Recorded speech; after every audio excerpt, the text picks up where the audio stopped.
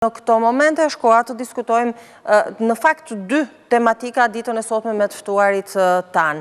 Unë do të kem në lidhje të drejt për drejt Majlin Lazimin, eksperti ekonomisë dhe financave, me të cilin do diskutojmë lidhur me deklaratat e forta të bëra ditën e djeshme nga kryeministri Edi Rama, deklaratat të cilat lidhen në fakt me mundësinë e rritjes së çmimit të energjisë elektrike, të hidrokarbureve, të gazit, të karbonit, po ashtu ka folur për një krizë zoti Rama, ndërkohë që në studio më është bashkuar Nerita Nalibali, të cilën kanë ftuar në fakt për lëvizjet politike të ditës, por që do të përfshihemi gjithë bashkë në këtë bisedë. Përshëndetje. Përshëndetje zoti Alibali. Mirë, kalojmë drejt për së drejti tek Majlin Lazimin në lidhje të drejt për drejt menjëherë, sapo të kemi ndjekur se çfarë ka deklaruar ditën e djeshme kryeministri Edi Rama, i cili duhet thënë se me nota gati tragjike na bëri të qartë se një krizë ose një fatkeqësi e madhe na pret. E ndjekim dhe kalojmë në bisedë me zotin Lazimi. Vala godit se një tjetër fatkeqësi e natyrore, kësaj radhe e kombinuar, me faktor geopolitik dhe manovra tregtare, po vjen drejt Shqipërisë. Nuk është as tërmet, as virus, as përmbytje. Dhe lavdi Zotit nuk kërcënon jetë njerëzish. Por, në aspektin ekonomik e social, ka një energji negative që mund të ketë efekte gjithaq tronditëse, mbi jetën e familjeve, të bizneseve, të shoqërisë. Kjo është kriza e jashtëzakonshme energjetike, e cila vetëm sapo ka nisur të jap shenjat e saj tejet shqetësuese në tregjet e mëdha të botës, edhe Shqipëria, si gjitha vendet e tjera, është e përfshirë dhe e detyruar që të përballet pa u shmangur dot me këtë furtunë globale. Dukuria e rritjes maramëndse të çmimit gazit dhe të karbonit në të gjitha tregjet ndërkombëtare, si dhe trendi fort i rritjes çmimit naftës, shoqëruar me një rritje të përgjithshme çmimesh të prodhimeve të konsumit të përditshëm, qëndroi sot përpara të gjitha vendeve, mu si siluetat e një ushtrie armike në horizontin e dimrit vështirë që bota ka përpara. Dhe përgjegjësia dhe detyra numër 1 e qeverisë shqiptare është të mbrojë me do e mos, si do e sa do t'i dhe mundur nga goditja e kësaj fatkeqësie të re, shtresat më në nevojë, konsumatorët familjar si dhe biznesin e vogël, dhe fiks në këtë rend prioritetesh. As nuk rrëzohemi, as nuk dorëzohemi përballë sfidave të rënda të kësaj natyre. Kjo ishte ajo çfarë deklaroi kryeministri Edi Rama ditën e djeshme në atë që konsiderua një deklaratë ose një dalje publike e jashtëzakonshme. Lazimi, së pari është situata kaq tragjike saqë u përcoll nga kryeministri Edi Rama deri më tani për një lloj krize vetëm në Britaninë e Madhe kemi dëgjuar. Në fakt, deklarata e kryeministrit nuk është surprizuese, të paktën ai bën një analizë besoj realiste e situatës globale, por më dëgjoni? Po të dëgjojmë. Pra, qartazi kemi një stuhi që po vjen në kuptimin negativ fjalës nga ana energjetike, padyshim që kishte gati një muaj gjys që kjo situatë në tregjen ndërkombëtare pak a shumë po vlonte. Ajo çfarë do të bëjmë dakord është fakti që dhe nuk dëgjova dje është a kemi një plan realist se cilat janë skenaret më negativi deri tek më realisti dhe si do dalim nga kjo situatë, sepse padyshim që kombinimet aktualisht janë shumë toksike në kuptimin që nga një anë kemi një rritje të kërkesës të Kinës dhe shumë vendeve të tjera të cilat ja rikthyer më shpejt rritjes ekonomike dhe zhvillimit ekonomik. Dhe nga ana tjetër kemi një lloj dobësimi apo reduktimi të ofertës së furnizimit kryesisht me gaz nga Rusia dhe mos harrojmë që Rusia ka një rol shumë të rëndësishëm në këtë situatë, unë besoj që ka edhe një lojë gjeopolitike që u bën të rast në të momente, për shkak se gati 35% e nevojave të tregut evropian të gazit mbulohen nga Rusia. Kështu që marrë në konsiderat situatën ekonomike e cila është akoma shumë fragjile nga pandemia. Duke pas parasysh që kemi edhe një situatë tjetër në Angli dhe sa vende të tjera ku kemi një shkëputje apo reduktim të zinxhirit të furnizimit për shkak të logjistikës, duke impozuar dhe një krizë të re energjetike, sidomos për shkak rritjes së çmimit gazit, i cili është, le të themi, burimi kryesor i ngrohjes dhe i energjisë elektrike në Europë, unë besoj që Shqipëria në këtë rast do jetë dëmi kolateral për shkak të vetë sistemit ku ne jemi aktualisht, sepse vërtet ne nuk kemi furnizim me gaz, për vërtet do ta kishim pasur fakt për shkak se kishim një të themi rëndësi historike me projektin TAP dhe absolutisht që nevojat tona për vitesh do duheshin, të paktën do duheshin diversifikuar sektori energjetik, ajo që quhet miksi energjetik edhe në furnizim me gaz, po nga ana tjetër ju e dini shumë mirë që të gjithë burimet e energjisë janë alternative, që thotë nëse një burim energjie rritet, automatikisht dhe burimi tjetër alternativ rritet njëkohësisht në çmimet të tregeve ndërkombëtare. Pra thënë ndryshe, vërtet nuk furnizohemi nga gazi rus, as nga gazi i TAP-it për rast nga Azerbaixhani, por rritja e çmimeve të gazit, të naftës dhe burimet tjera fosile, përfshirë qymyrin, ka një ndikim drejtpërdrejt në atë që quhet çmimi ndërkombëtar të energjisë elektrike, kur ne në mënyrë sistematike Shqipëria për shkak të modelit saj ku kemi varësi gati 99% nga burimet hidrike dhe në kohë thatësire padyshim që nevoja për import rritet dhe pa aq kohë sa dimin e kemi përpara, kjo nevojë do të më e madhe. Unë gjykoj të arsyeshme që do të kishim sot, ndoshta më vonë, një plan të paktën 6 mujor. Pa kaluar tek plani, Lazimi më sqaro diçka, të lutem. Pa kaluar tek plani, sepse pa u shpallur kjo lloj krize, ne kemi rritje tek hidrokarburet aktualisht. Kemi rritje të çmimit, edhe të gazit, edhe të naftës, edhe të derivateve të tjera në momentin që flasim. Pra duket sikur tek ne reflektohen pa nisur krizat akoma dhe kjo ka ndodhur edhe më herët. Po më thuaj, të lutem, në rast se ne flasim për një krizë energjetike, për Shqipërinë, çfarë do duhet kuptojmë? Do duhet kuptojmë që do të kemi probleme të furnizimit me energji elektrike, do kemi probleme të furnizimit me karburante, kur ndodh më shumë kriza? Dhe përveç pjesës së gazit rus që na përmende, cilat janë arsyet e tjera? Ka arsye tjera të shpallura? Shiko, në nivel global duhet të kemi parasysh që tashmë është shpallur që quhet agenda dekarbonizimit. Pra, të gjithë vendet e Europës në nivel global tashmë ka një agendë dekarbonizimi që thotë burimet fosile përfshi karburantet si hidrokarburet, gazin, qymyri, deri në vitin 2050 do duhet mos jenë fare, si thua, burime energjetike. Kjo ka bërë që një pjesë e mirë e Europës ka avancuar në mbylljen e disa termocentraleve apo qofshin këto bërthamor, siç është rasti nuklear i Gjermanisë, po e shumë vende të tjera. Dhe nga ana tjetër duke i parasysh që energjia e rinovueshme përfshi diellin apo erën, ka një pavarësisht se është ajo çfarë ne do duhet të shkojmë dhe do duhet kishim investuar prekohesh, ka një lloj paqëdëshmërie, sepse fakt një nga arsyet tjera shtesë përveç lojës gjeopolitike të gazit është dhe fakti që këtë muajt e fundit nuk ka pasur mjaftueshëm burim energjie dhuar nga era, gjë që ishte parashikuar të ishte një nivel shumë të lartë. Pra, thënë ndryshe, tranzicioni energjetik, pra kalimi nga burimet fosile drejt burimeve të ripërtritshme apo rinovueshme, është i dhimbshëm në këtë pikë sepse është bërë ndoshta në ca element të pjesa e investimit më ngadalë se ç'duhet, pra nuk kemi mjaftueshme ofertë për shtuar prodhimin e energjisë, dhe nga ana tjetër kemi mbyllur ndoshta para kohe disa burime energjie siç janë rasti i termocentraleve me gaz apo termocentraleve me qymyr apo ato me burim nuklear. Pra thënë ndryshe, është gjendur pa përgatitur në nivel global, po them unë, ekonomitë më të zhvilluar në fakt, sepse nuk e prisin së pari kishte një rritje kaq shpejt të ekonomisë, pa pati një lloj rikthimi në normalitet. Së dyti, Kina nga ana tjetër është një lojtar global i rëndësishëm, ajo ka deklaruar që nuk do financojmë investime me qymyr, pra në farë mënyre për shkak të le të themi ndotjes së ambientit, agenda për të pasur një ambient sa më të pastër ka bërë që edhe Kina vetë nuk investon më në burime fosile. Pra, në farë mënyre ka rritur kërkesën për gaz dhe për gaz të lëngshëm nga Amerika në këtë rast.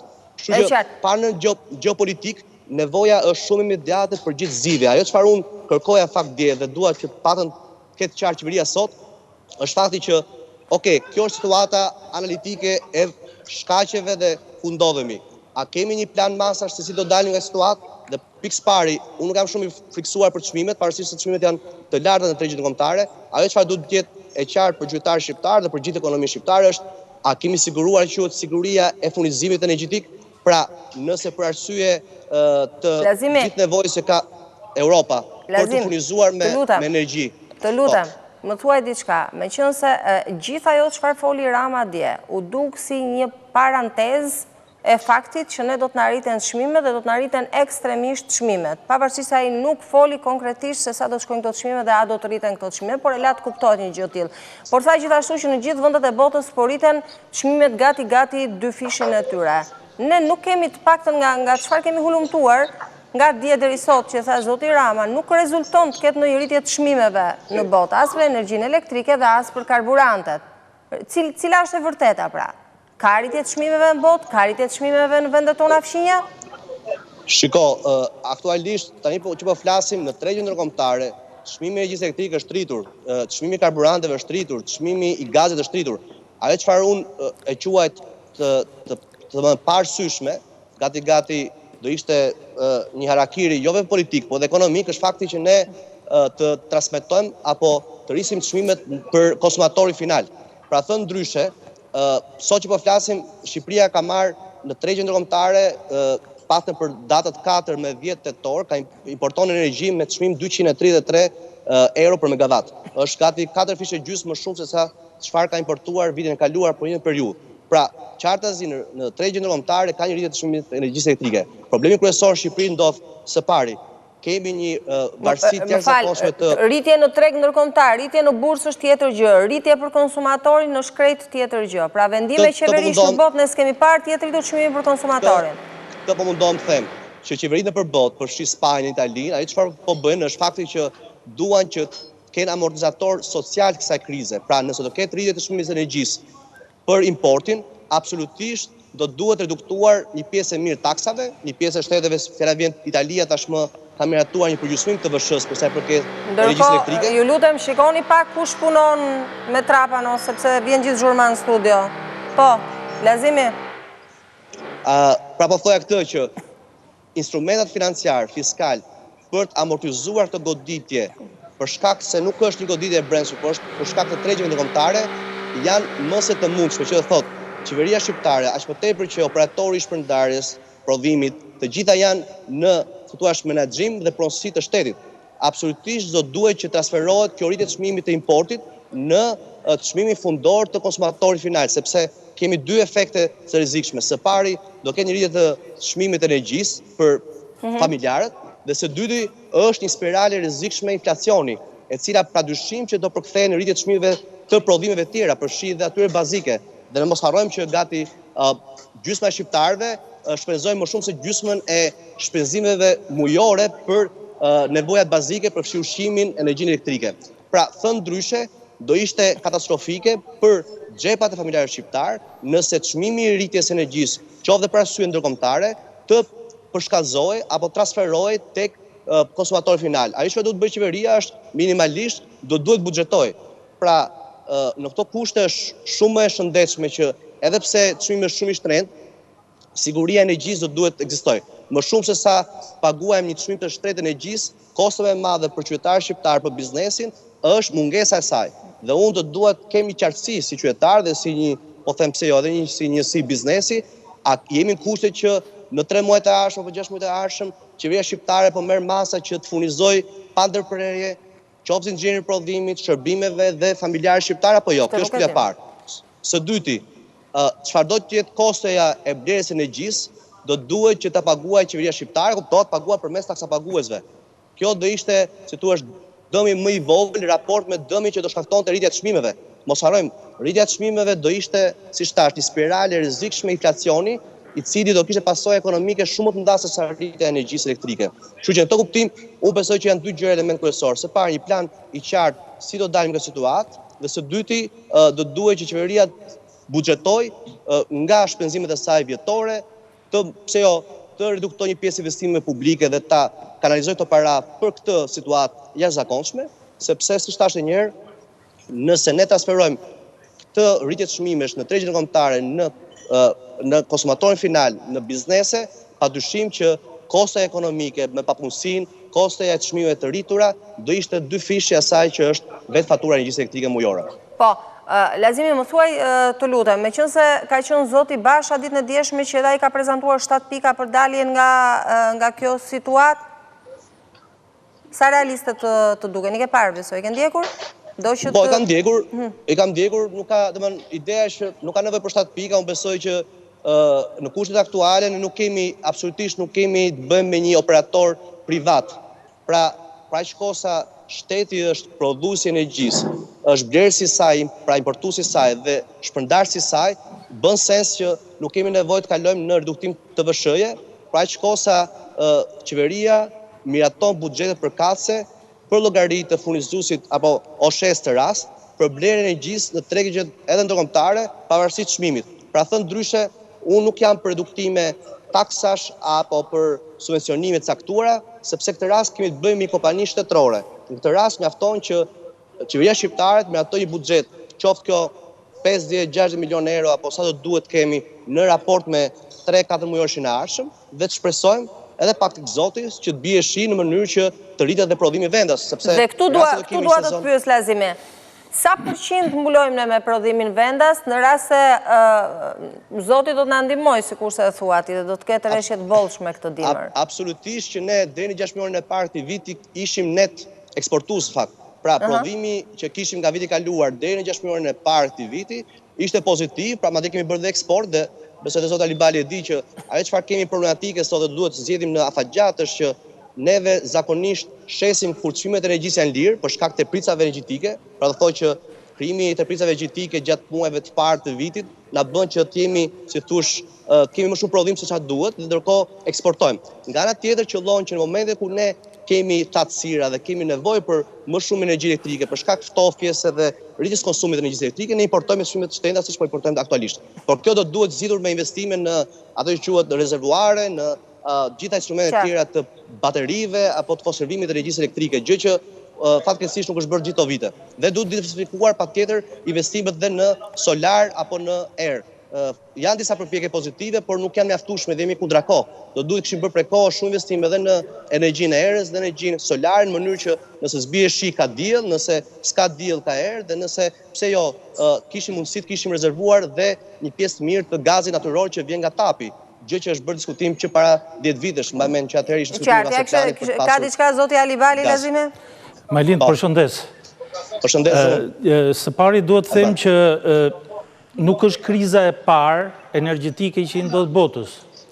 Dhe krizat energjetike përgjithsisht dhe është logjike që zgjidhen globalisht dhe jo shqiptarisht, si thon fjalës.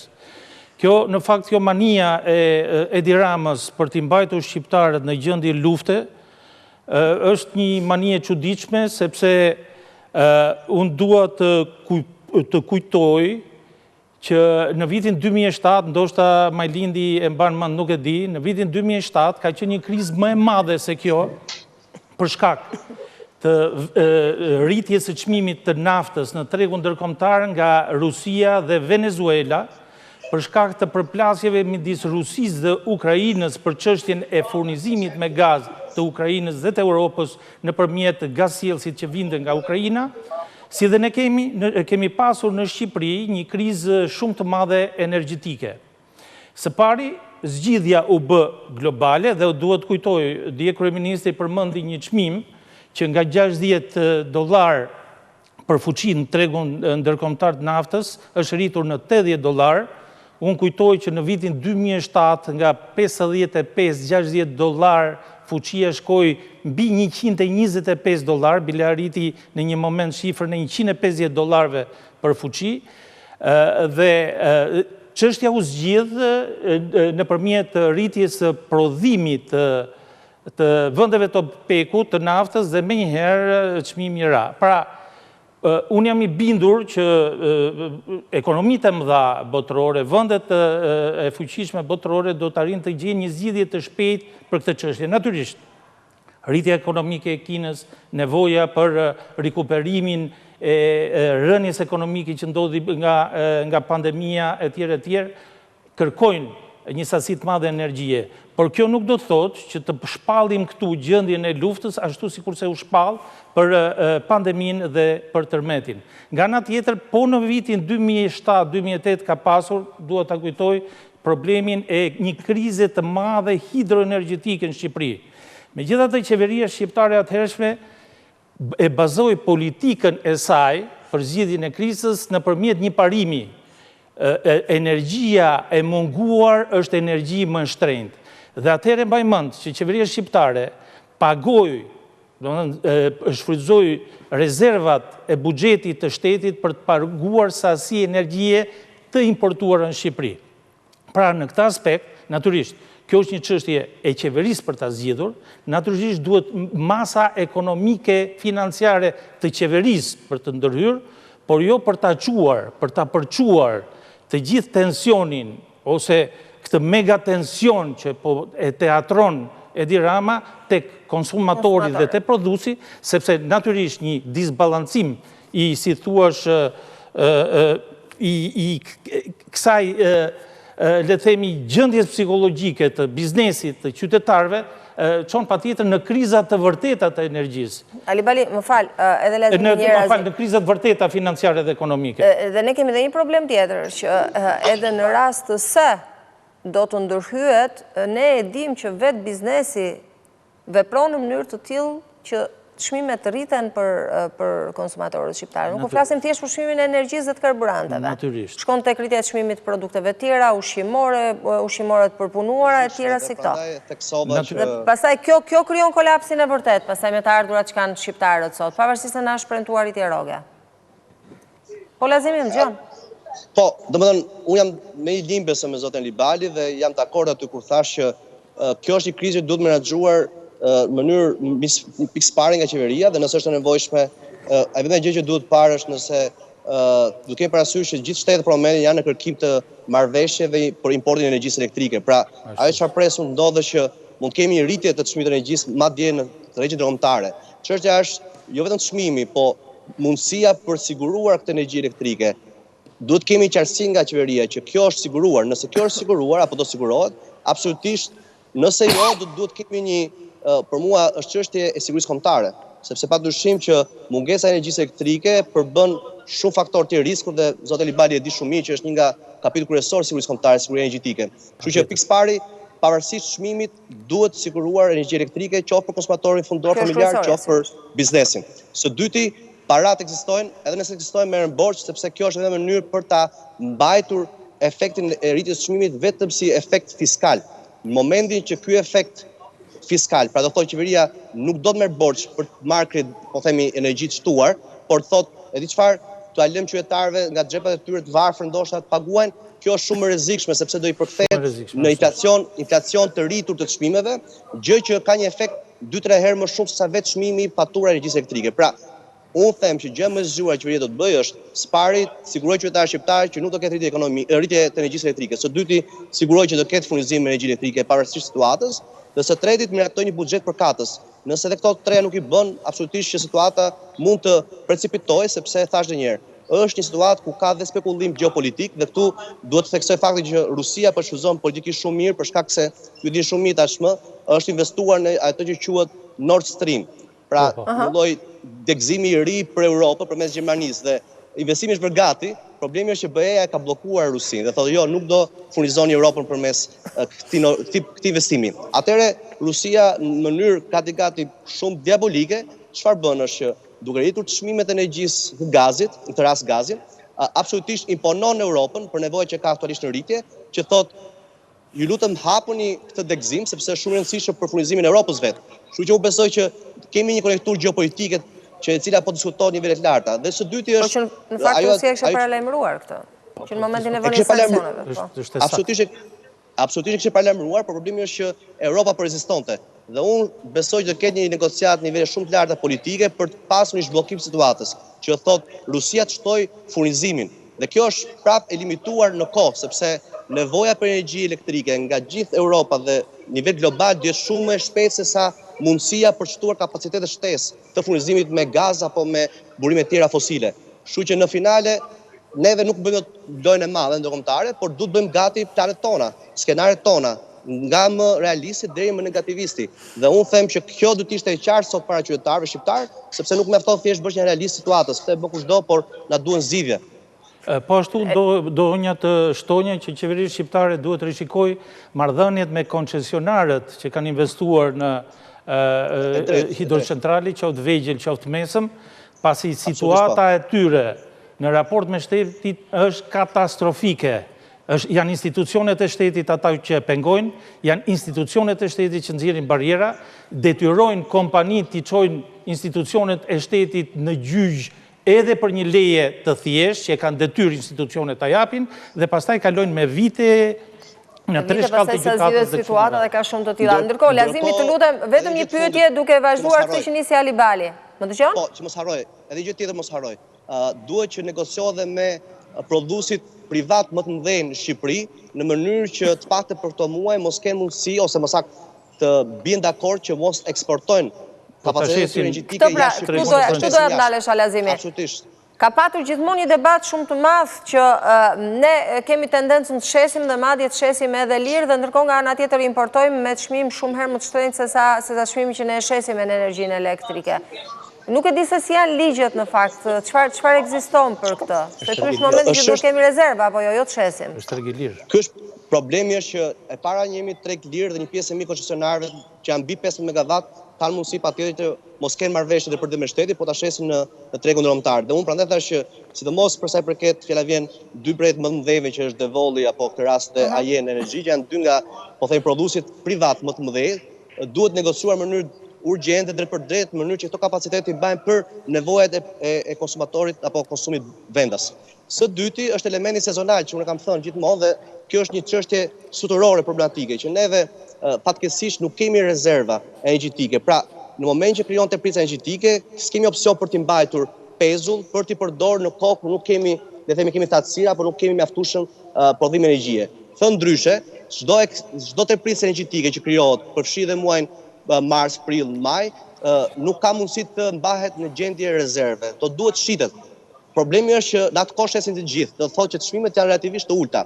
Nga ana tjetër, e kundërta ndodh kur kemi thatësirë, e kundërta ndodh kur ka një rritje të konsumit për shkak të ftojes së klimës dhe normalisht të gjithë kërkojnë të blenë energji elektrike. Një element tjetër i rëndësishëm është do duhet kemi strategji të përbashkëta, sidomos me Kosovën, për shkak se kemi konjunktura të ndryshme. Kosova ka 97% prodhim energjisë nga qymyri, nga ligniti, pra dhe ne kemi të kundërtën nga hidriket.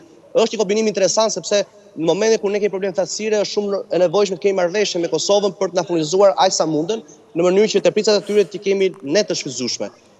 Nga ana tjetër, një gjë thashë më parë, ne jemi pak vonë tani këtë rast sepse s'kemi mundësi, por do duhet kishim filluar prej kohësh investimet në panele diellore, në licenca me erë, cilat janë marrë, fakt po s'është bërë asgjë, kështu që për të diversifikuar portofolin e energjisë, sikurse do duhet që edhe teci i Vlorës, që dihet tashmë për vitesh që është një investim i bërë nga Banka Botërore prej më shumë se gati 12-13 vitesh, akoma nuk është vënë punë dhe kjo faktikisht që në atë kohë ishte ideja që teci i Vlorës nuk është fizibël në kohë normale, por ka një rëndësi të madhe për sigurinë energjetike. Kur ti ke probleme me sigurimin e energjisë, qoftë për shkak të kërkesat më të mëdha që kanë gjithë vendet njëkohësisht, atëherë mund të përdoret teci i Vlorës, sidomos me gaz, duke qenë se ka çmim gati përgjithshëm me atë të naftës. Kështu që të gjitha këto janë humbje në vite dhe nuk po them se është pasojë një kësaj qeverie apo qeverie më parshme. Ajo çfarë sot është e rëndësishme është, thash edhe një herë, e para siguria energjetike që ne mos kemi probleme me furnizimin dhe së dyti çdo çmim i rritur energjisë elektrike për shkak të importit do duhet të jetë kosto e qeverisë, pra fiskale, jo kosto e konsumatorit final, sepse pasojat do ishin dy fish më të mëdha dhe vetë qeveria do vuaj pasojat e saj në rritjen e çmimeve, në më pak biznese që operojnë, në mbylljen e industrisë dhe pastaj praktikisht më pak taksa për vetë buxhetin. Ka qenë edhe një projekt i ndërtimit një impianti në Fier të LNG-s, të gazit të lëngshëm natyror. Është një projekt i vitit 2009, besoj Majlin dhe mban mend. Ka qenë një projekt i cili bile eci përpara dhe në marrëveshje me Katarin për transportimin e gazit të lëngët, por që nga qeveria socialiste kur erdhi në fuqi u la më pas. Ka një aktivizim për një ide, krijimin e një impianti në Vlorë me gaz të lëngët nga Shtetet e Bashkuara Amerikës, që është shumë i rëndësishëm. Kriza është në prag. Por kriza është në prag dhe e keqja jonë si vend, si qeveri, është që ne sa kalojmë krizën nuk pyesim më, kujtojmë se mbaroi kriza aty dhe do kemi kriza tjetër. Kjo është pra, që nuk punojmë me plane afatgjata, ky është problemi. Lazimi, kishte edhe diçka për shtuar? Jo, të fundit është kjo që thash, nëse është nevojshme, unë shikoj pse jo e të arsyeshme një mbledhje e Këshillit të Sigurisë Kombëtare pikërisht për të ftuar ekspertët më të mirë për ftuar gjithë grupet interesi, përfshi koncesionarët privat, përfshi qeverinë, sepse kjo është një përpjekje e cila nuk duhet të jetë as për protagonizëm politik, po nga ana tjetër nuk është arsye për të pasur le të themi debata për të rikë politike nga palët, qoftë kjo e qeverisë apo opozitës, sepse bëhet fjalë për, siç thash, sigurinë kombëtare dhe si e tillë unë gjykoj të arsyeshme nëse s'kemi një plan të mirë menduar, me pika të qarta dhe eficient, vërë në veprim që sot apo që nesër, rasti më të vonë, do humbasë shumë kohë dhe pastaj realisht spiralja e gjithë këtyre situatës konjunkturës ndërkombëtare që mund të përshtatëzohet në ditën e vazhdim do jetë jashtë kontrollit tonë dhe do bëjmë shumë pak gjë për ta përballuar me sukses. Lazimi, faleminderit që ishin ABC Live ditën e sotme për gjithë sqarimet edhe sugjerimet që të shpresojmë që të dëgjohen. Faleminderit, shpresojmë duke do kthehemi tek sobat me dru këtë timër. Ndërkohë rikthehemi me zotin Ali Bali në studio, cilin në fakt e kisha ftuar për të diskutuar lidhur me zhvillimet politike. Ishte surprizë dalja e pasdites së dieshme kryeministrit Edi Rama, i cili hapi këtë lloj kapitulli që duket se do të diskutohet gjatë, por të shpresojmë që pasojat mos i ketë kaq të gjata. Na surprizon kryeministri kështu. Po, Ali Bali, fundjava pati zhvillimet e saj të pritshme politike, përveç kësaj të kryeministrit që ishte e papritur dhe reagimin në pas të Lulzim Bashës, që me sa duket planin e tij prej 7 pikash e kishte krejtësisht gati. Kjo u komentua edhe në rrjet. Por leta nisim pak nga pasditja e së premtes. Sali Berisha në Shkodër, i njëjti temp, e njëjta pritje, ndoshta me diskutime paksa ndryshe, aty brenda asaj salle, duket se aksioni po vazhdon, ndërkohë që numri i deputetëve që përkrajin Berishën tashmë është rritur ndjeshëm dhe me gjas do të vijojë të rritet më tej. Ku çon kjo? Ku çon kjo Partinë Demokratike? Sepse tashmë kemi ndarje të grupit parlamentar. Në fakt e kemi thënë edhe bashkë në studio që ky është një aksion që zoti Berisha nuk ka ndërmend ta lëri, do të shkojë deri në fund sepse bile po merr trajtat e një betejë për jetë vdekje, nëse do ta thonim.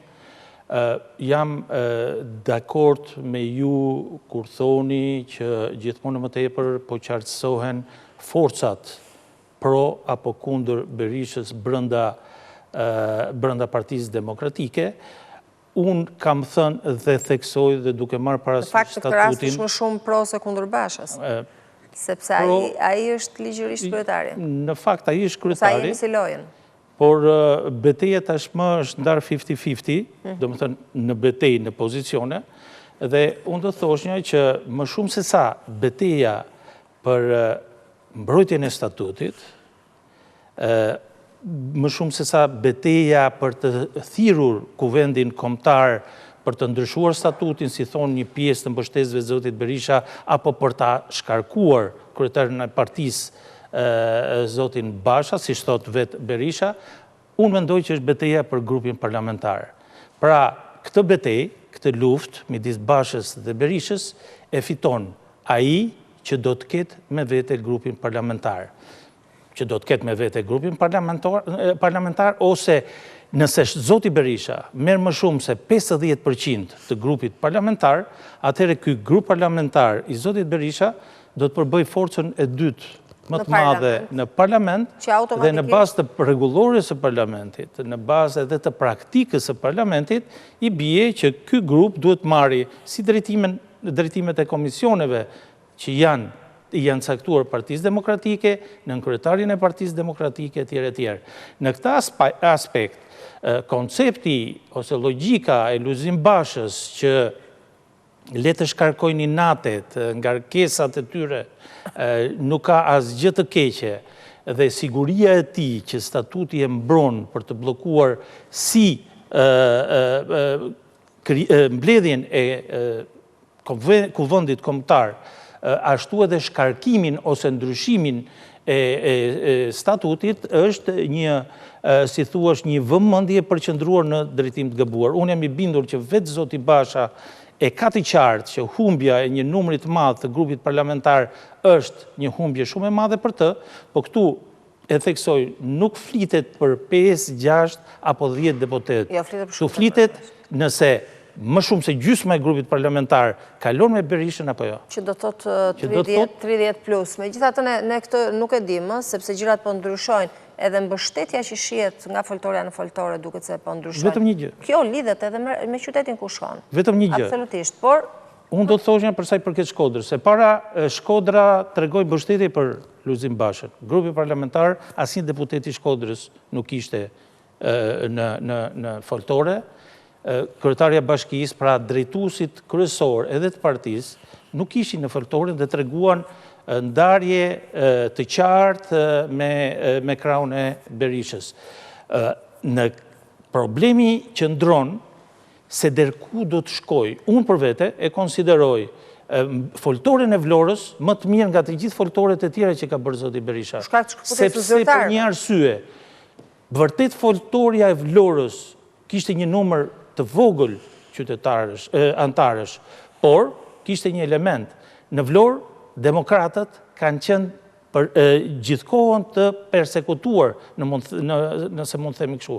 Nëse në Shkodër nuk ka problem të jesh demokrat, është mirë, ndihesh mirë të jesh demokrat, është normalitet, sepse në Shkodër shumica e qytetarëve shkodran janë demokrat. Në Vlorë, ku ka sunduar si pushtetin lokal, edhe pushtetin qendror gjithmonë, Partia Socialiste, ku ka kaluar rebelimi 97-ës, antarët dhe militantët e Partisë Demokratike janë frustruar, janë sulmuar, janë goditur, dhe kjo tregonte, foltoria në Vlorë tregonte sukses më të madh se sa foltoret e tjera në Tiranë, Fier apo në Shkodër. E qartë. Ndërkohë, Ali Bali, nga ana tjetër duket se Lulzim Basha po përpiqet, duket pak e sforcuar në fakt, por po përpiqet të bëj opozitarizmin zyrtar, që do të thotë flet për reforma të cilat duhen ripar, siç është zgjedhorja e drejtësisë dhe territorialja, flet për komisione parlamentare hetimore për cilat ka depozituar edhe kërkesën. Pra, në një farë mënyrë, Basha po angazhon të tillë që gjithçka të duket në rregull, të duket një opozitë normale, por diçka kërcet, diçka duket sikur nuk qëndron, nuk është tempi, nuk është grinta, ka diçka që duket të jetë e sforcuar. Në fakt, Basha po bën atë që duhet bëj, por situata brenda Partisë Demokratike është e tillë që duket nismat për komisionet parlamentare, po për opozit fort në parlament, duken si jo shumë trendi ose si jo shumë sikur s'ka moment. Leta vëmre, kemi rritje çmimesh të gjitha sortimenteve ushqimore. Kërcënohemi për rritje të energjisë elektrike etj. etj. Megjithatë, vëmendje më e madhe qëndron në duelin Basha-Berisha dhe nuk ka të paktën një protest, një reagim qytetar ndaj qeverisë për mosmarrjen e masave të duhura ndaj kësaj krize. Megjithatë, unë do të thoshnja, Basha po bën punën e vet, por Shkodra tregon një element shumë interesant të luftës së Berishës. Ai sulmoi dhe komisionet parlamentare. Pra, ai e konsideroi komisionin parlamentar hetimor të ngritur nga zoti Basha për hetimin e zgjedhjeve të 25 prillit të pavlerë. Nuk është ngritur. Të pavlerë, çka tregon që zoti Berisha do të përpiqet të sfumojë, të zvoglojë, të zhvlerësojë të gjitha nismat që zoti Basha, Partia Demokratike, do ndërmarrë si opozitë reale në parlament. Dhe çfarë ndodh nga krahu tjetër? Pra, Basha bën atë që duhet bëj, thonë ju, jo më kot thash që duket se diçka kërcet, diçka është e sforcuar, nuk shkon. Dhe gjëja që nuk shkon më së tepërmi, përveç performancës, artikulimit, mungesës së forcës në shprehje ndash nga Basha, ndash nga të tjerët, është Partia Socialiste, zoti Ali Bali. Partia Socialiste që si rrallë herë pranon kërkesën që po, komisionet le të bëhen fizikisht, pavarësisht se ne vendosëm të bëhen online. Partia Socialiste që thotë komisionet hetimore, po më do ngrihen, po ja t'i kalojnë pak në parlament, po nuk ka asnjë problem, del Basha, pastaj del Rushaj, pastaj del Balla mbrapa atij. Pra duket një lloj koordinimi, duket sikur Partia Socialiste, Rama, të socialistët e tjerë që nuk sulmojnë në asnjë moment Lulzim Bashën dhe opozitën zyrtare, duket në një farë mënyre ose sikur i kanë marrë nën sjetull dhe po i mbrojnë, ose sikur po i mëshirojnë. Çfarë po ndodh? Ose mos të themi ato opsionin tjetër pastaj që qarkullojnë prej kohës. Ne jemi të prirur për teori konspirative, por në fakt Jo, lutem, jo teori konspirative. Kjo është po ndodh, kjo është po shoh. Fal një minutë. Por duhet kemi gjë parasysh se jo nuk është e vërtet ajo që tha zoti Balla që komisionet hetimore janë instrumentat parlamentit. Nuk është e vërtet. Komisionet hetimore parlamentare janë instrumenta të opozitës parlamentare për të kontrolluar majorancën dhe qeverinë. Dhe në bazë të kushtetutës nuk ka diskutim fare, se kjo ka ndodhur edhe në vitet 2002-2004, që sa herë kërkonte zoti Berisha, Partia Demokratike, një komision parlamentar hetimor, gjithmonë i krijonin probleme për të mos ja miratuar dhe pastaj detyroshin ta miratonin.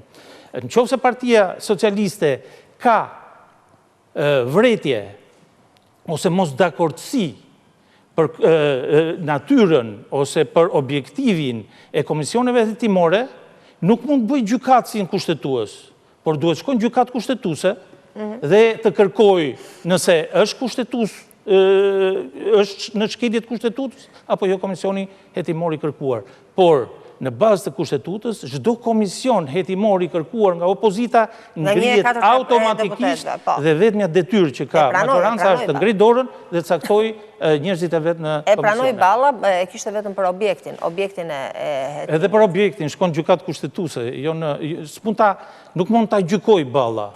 Po me sa duket bien dakord me njëri tjetrin, qoftë edhe me një diskutim.